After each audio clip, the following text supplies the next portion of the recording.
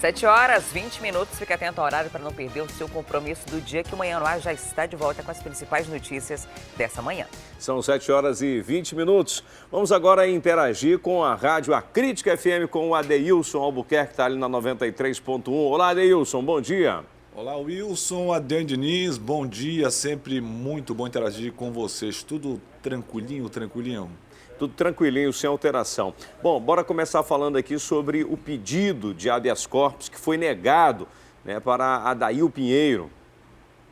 Foi negado, inclusive, pelo ministro do Superior Tribunal de Justiça, o Reinaldo Fonseca. Os advogados do ex-prefeito de Quari, Adail Pinheiro, eles entraram com esse habeas corpus na semana passada e na sexta-feira foi negado, inclusive. E um detalhe, a tentativa dos advogados do Adail era que ele conseguisse novamente a liberdade total, né? Como ele já tinha recebido, só que agora, depois que a desembargadora Carla Reis, ela contestou, por exemplo, essa decisão, então o Adail está de novo aí dentro da sua residência mesmo, naquela prisão, agora aquela prisão domiciliar. Ele continua com a tornozeleira eletrônica, então o pedido de habeas corpus feito pelos advogados foi negado pela desembargadora Carla Reis do Tribunal de Justiça do Amazonas, que inclusive foi suspendido no último dia 9, o chamado indulto de extinção da pena de 11 anos e 10 meses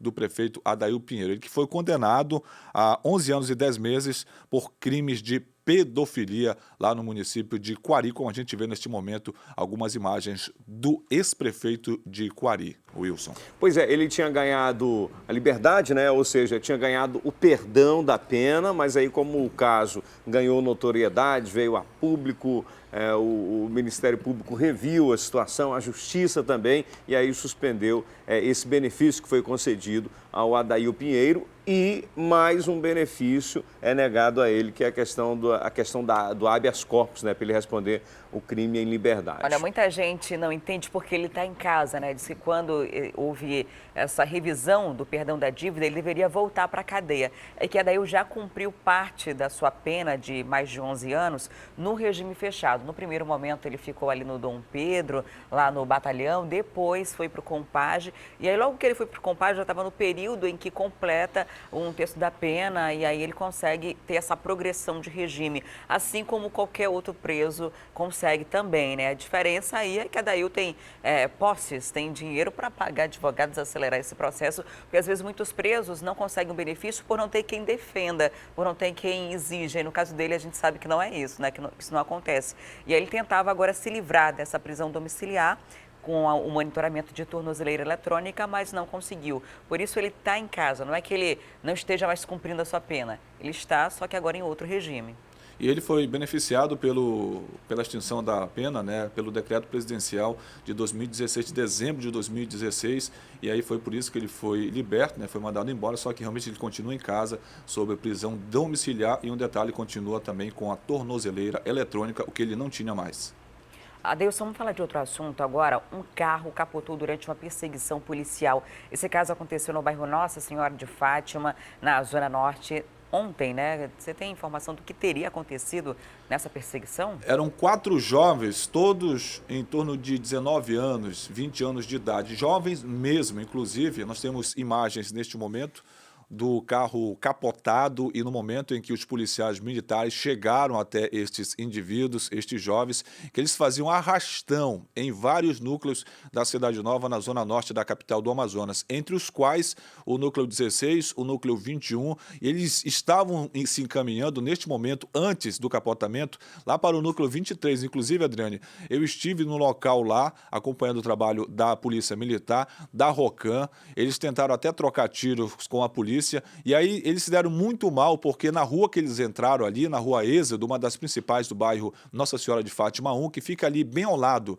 da Escola Estadual Osmar Pedrosa, a rua era meio assim que esburacada, meio não, um pouquinho esburacada, graças à Prefeitura de Manaus. Então, nesse quesito, a Prefeitura acabou colaborando mesmo com a ajuda dos policiais, porque eles entraram numa rua esburacada, íngreme, e aí eles acabaram capotando, porque eles foram tentar fazer uma disputa aí de velocidade com a Polícia Militar, mais especificamente com a Rocan e com a Força Tática, eles acabaram se dando muito mal. Graças a Deus o carro deles capotou, ninguém ficou ferido e os indivíduos foram levados pela Polícia Militar para os cumprimentos legal lá no 6º DIP, Adriane. Quem sabe essa não é a intenção da prefeitura, né? Vamos deixar esses buracos aqui, vai que numa fuga um bandido capota. Ponto para a polícia, né? E 2 mulheres foram presas com armas e drogas. Elas estavam com fuzil, é isso? Era um simulacro, Wilson Lima, um simulacro mesmo. Um simulacro, que é um objeto que né? é uma arma de brinquedo, simula uma arma de verdade, mas causa o mesmo susto, né? Ah, sem dúvida. Eu, por exemplo, que sou leigo, se eu visse este simulacro aí, eu ia, sinceramente, deixa pra lá, mas eu ia tan de medo. Eu estava conversando agora há pouco, inclusive, nós estamos mostrando as 2 acusadas aí que foram presas, inclusive pela Polícia Militar. Foram encontradas muitas coisas, droga, moto, assim como esse fuzil aí, rádios também, comunicadores e outras coisas, né? E aí eu estava conversando agora há pouco com o capitão Saif da Polícia Militar, ele disse que quem chega realmente a avistar um fuzil desse aí, não tem dúvida de que é de verdade, mas nesse caso era um simulacro mesmo, era uma arma de brinquedo que eles utilizavam para intimidar suas vítimas e, consequentemente, quando as vítimas viam este fuzil, elas se rendiam, davam tudo que as 2 queriam, mas graças a Deus, depois de uma denúncia anônima, essas mulheres foram presas com arma de brinquedo e muita droga. Graças a Deus, mais um ponto para a Polícia Militar que tirou de circulação esses indivíduos. Agora, Adeilson, tem uma notícia da área do esporte, mas que acaba envolvendo uma questão policial aí. A gente está falando do goleiro Bruno, ex-goleiro do Flamengo, que foi preso, condenado por homicídio, ganhou a liberdade agora, depois de 6 anos, nessa semana antes do Carnaval. E tem um time aqui do Amazonas que está interessado em contratar o goleiro, que está esse período todo sem jogar profissionalmente. E é o Penarol, que conseguiu agora acesso à Série A do Campeonato Amazonense. Pois é, o Penarol e o Holanda, eles conseguiram, né? O campeão e vice-campeão, vai ter inclusive a decisão agora, os 2 já estão garantidos na primeira divisão do Campeonato Amazonense, começa agora no dia 7, né, com o torneio início, e o Penarol realmente, ele deixou bem claro que está disposto a negociar com o ex-goleiro do Flamengo, o Bruno, que foi condenado mesmo a 22 anos de prisão. Nós temos imagens do portal A Crítica aí neste momento, ele foi condenado a 22 anos e 3 meses de prisão ele é acusado de mandar matar a Elisa Samúdio, né, que a mãe do filho dele, e aí ele foi condenado, teve a liberdade inclusive concedida semana passada, ainda vai ser julgado, é por isso que ele foi libertado, teve essa liberação aí provisória da polícia, e aí o Penarol deixou bem claro que quer contratar o goleiro Bruno, só que a resposta do Bruno e dos seus advogados só depois do Carnaval, ou seja, a partir de amanhã a gente já pode ter novidades sobre essa possível transação aí entre o goleiro Bruno e o time do Penarol, bicampeão amazonense de Itacoatiara. Será que vai fechar? Será que o Bruno vem para cá? Agora há pouco a gente perguntava aqui do ouvinte o que ele estava achando dessa negociação, se ele concordava, qual a visão dele, o parecer sobre a vinda do goleiro Bruno aqui para a capital do Amazonas, mais especificamente lá para o município de Itacoatiara, que é a região metropolitana. Um ouvinte mandou uma mensagem aqui só para ilustrar algumas participações. Só pode ser brincadeira de mau gosto. O goleiro Bruno, que participou da morte da mãe e do filho dele e deu o corpo para o cachorro comer, ele falou um bocado de coisa aqui, não concordo com isso. Será que o Amazonas vai se tornar de novo uma notícia ruim para o Brasil inteiro com essa situação? É a posição de um dos nossos ouvintes e de alguns outros que mandaram mensagem se posicionando contra até mesmo a vinda do Bruno para jogar no time do Penarol, já no Campeonato Amazonense. Adriane e Wilson. Adeilson, o que você acha? O Penarol está pensando em apostar no talento profissional do Bruno ou seria numa espécie de popularidade, divulgação, marketing que viria consequentemente com a contratação do Bruno? Seria um marketing literalmente pesado, né? Então... em todos os sentidos, né? Em todos os sentidos, por isso que eu falei literalmente em todos os sentidos pesado mesmo, porque... Pesado porque tratasse de um cara, de um homicida condenado, né? E também seria algo que ganharia repercussão nacional, né? Exatamente, e muito até que negativo aqui para o estado do Amazonas, né? Então o marketing já acontece em si, porque inclusive só essa transação aí, essa possível negociação já ganhou destaque nos últimos dias lá para o cenário nacional. Imagine se confirmar mesmo a vinda dele para cá. Para o marketing, realmente, é muito favorável. Agora, sinceramente, eu não acho muito De interessante. repente pode não. ser um marketing negativo, né? Aí complica. Exatamente, não sabe também, Wilson Lima, a reação, inclusive a própria imprensa do eixo Rio-São Paulo, ele ainda tem, por exemplo, ligação e tem contrato firmado com Montes Claros, lá de Minas Gerais. Então, a negociação está sendo feita exatamente com Montes Claros e os assessores, empresários, vamos colocar assim, do goleiro Bruno. Então, muita gente fala que lá para Minas Gerais, no próprio Rio de Janeiro, onde ele jogava no Flamengo, São Paulo, se ele for para uma dessas equipes, pode acontecer até uma revolta da população de alguns torcedores, o que talvez também não seja diferente aqui no estado do Amazonas. Enfim, a situação do Bruno não é muito fácil, não é muito delicada. O Adeilson, só para a gente encerrar, está confirmado o jogo para amanhã entre o Penharol e o Holanda, em função daquela situação que aconteceu com um dos fundadores do Holanda, né, o Leão Brauna, que veio a falecer?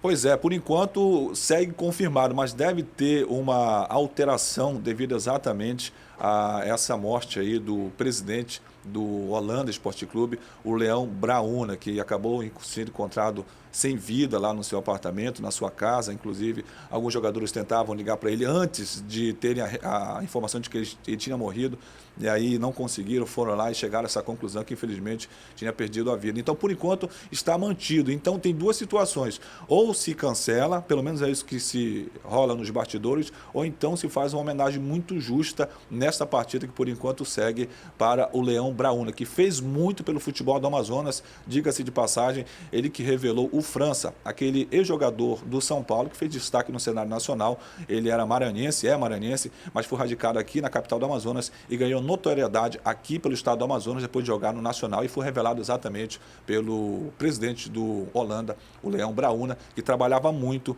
a base aqui do futebol amazonense. Wilson. Ok, muito obrigado, Adeilson Albuquerque. Bom dia para você e até amanhã. Bom dia para você, para a Adriane, para os nossos telespectadores. É sempre muito bom a gente interagir. Um abraço forte e até amanhã. São 7h32. Para você que está ligando a televisão agora, nós preparamos um resumo do que foi notícia até agora aqui no Manhã no Ar. Vamos conferir. Moradores do bairro Coroado 3 continuam sem água nas torneiras. O problema começou desde que uma adutora rompeu na Alameda Cosme Ferreira há mais de 10 dias. Eles alegam que a concessionária já foi chamada diversas vezes, mas até agora não conseguiu resolver o problema. Cratera da BR-319 preocupa moradores da Vila da Felicidade e quem passa pela via. Com o asfalto cedendo, parte da rua corre o risco de desabar. Eles pedem providências do poder público antes que uma tragédia aconteça. Homem fica ferido e casas são atingidas em um deslizamento de terra no Cidade de Deus. O acidente aconteceu nesta terça-feira depois da forte chuva que atingiu Manaus. Segundo os moradores, o problema se agravou depois que a prefeitura iniciou uma construção de bueiros no início do ano passado, mas abandonou a obra que seria feita para drenar a água. Ônibus perde a roda e passageiros são atendidos pelo SAMU. O caso aconteceu no bairro São Francisco. A empresa Via Verde, responsável pelo coletivo, admitiu que alguns veículos são velhos, mas a manutenção está em dia. Uma nova frota deve ser colocada nas ruas da capital. Wilson, você já viu um vídeo que está circulando na internet de uma rede dentro de um ônibus? Sim, e tem muitos comentários, virou meme, né? Eu vou mostrar aqui para você aí de casa esse vídeo que está circulando na internet. É um vídeo em que aparece uma pessoa dentro do transporte coletivo, dentro de um ônibus. A gente não tem a confirmação se é aqui em Manaus, mas parece um dos ônibus articulados aqui da cidade. Colocou a rede de um lado para o outro ali, aparentemente o funcionário da empresa tentando convencê-lo de tirar a rede. Os outros passageiros, uma situação bastante curiosa, né, inusitada, observando, e ele tem até um cobertor ali, ó. Tá coberto. Inclusive, uma das legendas estava assim, né? 3,80 temos que ter o mínimo de conforto, Se né? for para pagar 3,80, dê conforto. E isso é uma forma de protestar contra o aumento da passagem. E aí talvez não seja o aumento o maior problema na cidade de Manaus, mas sim a situação em que estão os ônibus, né? Nós não temos ar-condicionado. Eu lembro que a gente teve ar-condicionado uns 7 anos atrás no transporte coletivo. Eu nem tenho lembrança. Ou mais, né? Ou 10 anos, sei lá. E aí a gente tem também o problema de falta de manutenção nos veículos, pneus carecas, aquela situação lá em que o eixo do ônibus quebrou, né? A ponteira do ônibus quebrou lá no bairro São Francisco, e isso no dia em que a nova tarifa passou a valer, pessoas ficaram feridas. Nós mostramos também no programa Alô Amazonas uma senhora que acabou também se acidentando, teve uma lesão na coluna, né, dentro de um ônibus. Lembrando que é de responsabilidade das empresas garantir a integridade física de quem está dentro do ônibus no momento em que ele está em movimento, no momento em que ele está se deslocando, e nada disso acontece. Ana, essa semana a gente mostrou até rato, né? Rato dentro do ônibus, um desespero quando um rato foi identificado, encontrado andando ali dentro do ônibus na Efigênio Salles. As pessoas começaram a tentar correr, não tinha muito para onde correr ali, mas foi uma situação bem desesperadora. As empresas dizem que vão reforçar a frota, a passagem já está R$ 3,80, uma passagem muito cara, levando em consideração a qualidade do transporte que a gente tem e também um período de crise econômica. Houve um aumento aí de 80 centavos desde o início do ano, um aumento considerável e a população fica indignada quando vê algo desse tipo acontecendo e acaba fazendo protestos como esse que a gente acabou de mostrar. E no próximo bloco a gente vai saber como está a movimentação nas principais saídas de Manaus para aquelas pessoas que resolveram passar o carnaval fora da cidade. Tem ainda o último dia de festa. Aqui em Manaus teve a banda do Galo e Manacapuru, a banda da Maisena. A gente mostra toda essa folia depois do intervalo, é um instante só.